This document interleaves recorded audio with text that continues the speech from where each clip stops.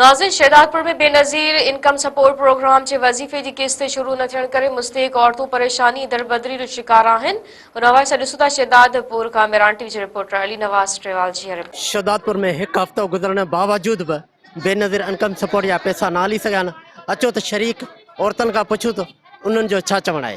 Card वठनि ई कोन पिया असांखां, बस नथा वठनि। अहिड़ी हालत केॾी महिल विरान पिया, केॾी महिल अचनि कसर कैश कोन्हे का, केॾी महिल अचनि त असां के बहाना पिया कनि, रुगो बस यही ॻाल्हि आहे, पर ख़बर त नथी पए असांखे। मरीजा में मेरे को बीए में नहीं बीएगा, मेरे को नहीं अंदर मिलेगा, पैसा नहीं मिलेगा तो हमें गर्मी में मेरे को साह निकलेगा, क्या बताए।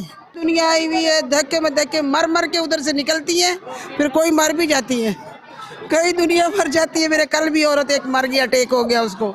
ऐसे नहीं करो, जैसे ये हुकूमत भेज रही है पैसे, ये थोड़ी दे रहे हैं या दूसरे दे रहे हैं, पैसे तो हुकूमत देने दी है, आपको भी खबर है।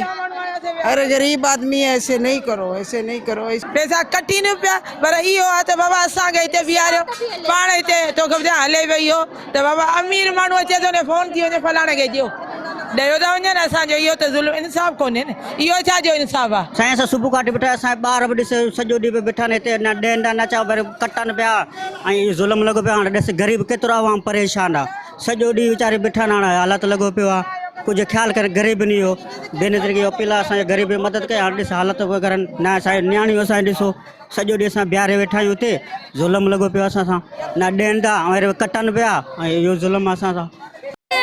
और ये सामान वगैरह लेते हैं वो भी नहीं मिल रहे, कहीं वो भी तो जाएंगे।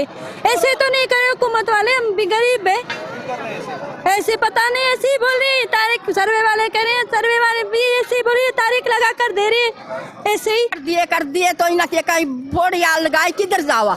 बस साल हो गए मेरा पैसे मिल जाना, अभी नुकान लग रहे, बंद होने लग रहे, किधर से बंद करूँ। हाँ गरीबा की कोई कदर नहीं है, बुढ़े आदमी की कोई कदर नहीं है।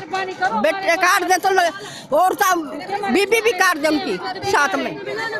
असांजो 2500 एकड़ किस्त में असां कटी छॾियो अथनि, हाणे ही किस्त असांखे ॾियणी कोन, चई वञी वरी वञो, असां केॾां वञूं, वरी वञी दरख़्वास्त कढी ॾेई अचो त तव्हांखे पैसा मिलनि।